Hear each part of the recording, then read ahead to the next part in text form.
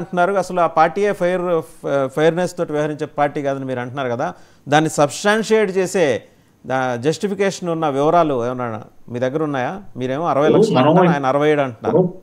ఇప్పుడు శ్రీనివాస్ రెడ్డి గారు చాలా బాగా మాట్లాడారు. ఆయన మాట్లాడిన దాన్ని నేను గౌరవిస్తాను. బట్ ఏంటంటే మనం ఎన్నో ఉదంతాలు చూసాం. మొన్న ఎమ్మెల్సీ ఎన్నికల్లో నిశానీగాని తీసుకొచ్చి గ్రాడ్యుయేట్ ఓట్లు వేయించారు. నేను అక్కడ పొంగనూరులో ఇన్ఛార్జిగా 15 రోజుల ఎలక్షన్ లో నేను పనిచేశాను తెలుగుదేశం పార్టీ తరఫున. దారుణం, కళ్ళతో చూసినటువంటి సంఘటనలు చెప్తున్నాను మీకు.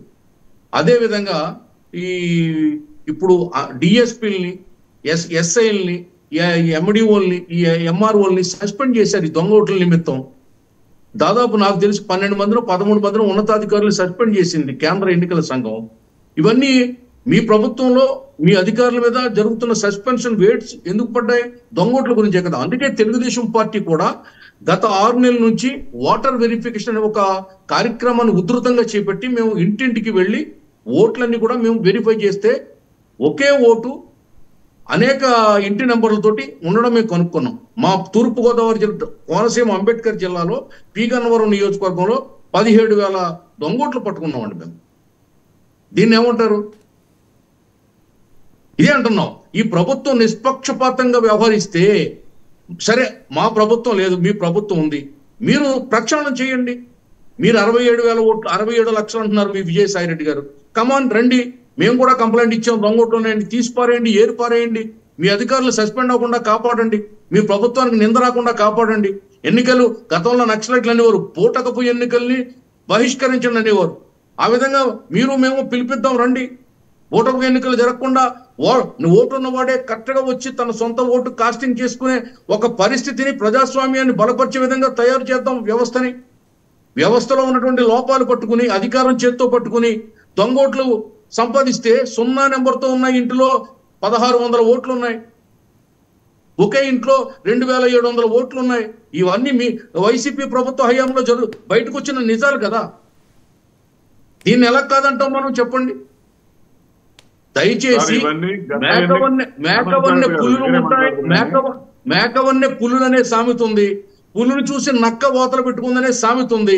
ఈ దొంగ పార్టీలు, ఫేక్ పార్టీలు, అవి దొంగ పేర్లతో, డూప్లికేట్ పేర్లతో పుట్టుకొచ్చినంత మాత్రాన ప్రజాస్వామ్యానికి పెద్దగా వచ్చిన నష్టం లేదు. కానీ వాసుదేవన్ గారు చెప్పినట్టుగా ఒక 10-1500 ఓట్లు తారుమారైతే గెలవాల్సిన వాళ్ళు ఓడిపోతున్నారు, ఓడిపోవలసిన వాళ్ళు గెలుస్తున్నారు. ఇది చాలా ప్రమాదం. ప్రజా తీర్పు అపహాస్యం అవుతుంది.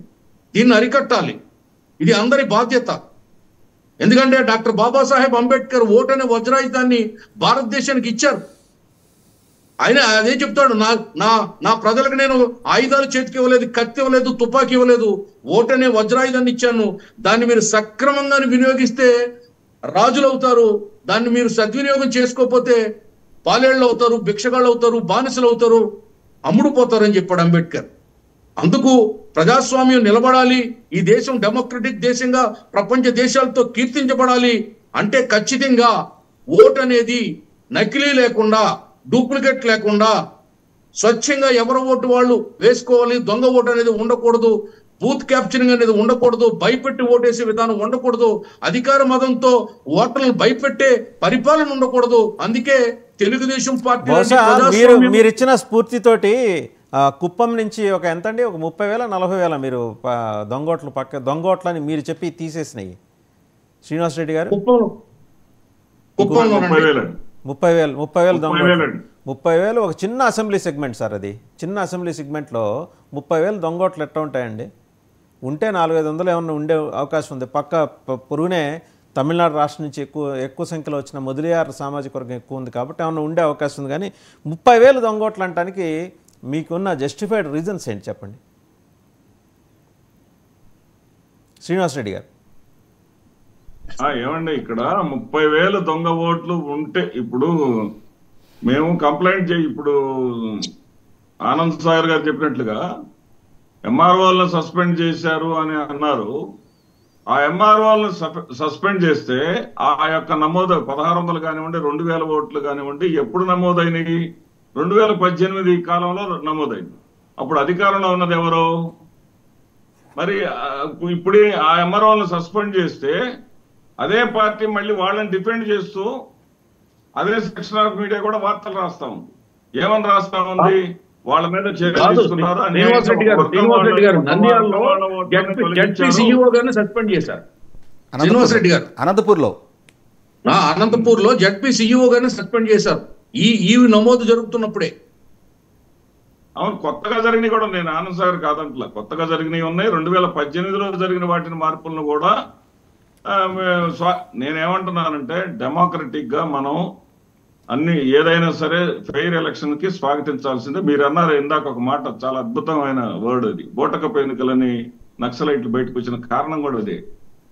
అప్పట్లో ఓట్ల కన్నా కూడా, అసలు ఓట్ల కన్నా కూడా దొంగ ఓట్లు ఎక్కువగా ఉండేవి.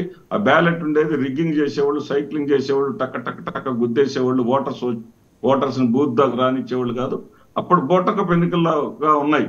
ఇప్పుడు టెక్నాలజీ బాగా పెరిగిపోయిందండి. ఒకప్పుడు టెక్నాలజీ పెరిగిన దానికి పెరక్క ముందుకి తేడా మనం చూసుకుంటే, టెక్నాలజీ పెరక్క ముందు ఏంటంటే అవి పెరగపోతా ఉండే, ఎవరు చేసేవాళ్ళు కాదు. ఇప్పుడు ఏంటంటే డెత్ వాళ్ళని, లైవ్ గా ఉన్న వాళ్ళని బైఫర్కేట్ చేయటంలో చాలా టెక్నాలజీ వచ్చేసింది. చాలా ఫాస్ట్ గా ఉన్నాం. దొంగ ఓట్లను ఐడెంటిఫై చేయటం పెద్ద కష్టం కాదు. అదేవిధంగా మనం లేవనెత్తినటువంటి సమస్యలు ఏదైతే ఉన్నాయో ఆ సమస్యలను పరిష్కరించడానికి కూడా వాళ్ళకి చక్కగా సమయం ఉంది. వెంటనే వాళ్ళు డిలీట్ చేస్తున్నారు. ఏదైనా తప్పులుంటే మన దృష్టికి తీసుకొస్తున్నారు.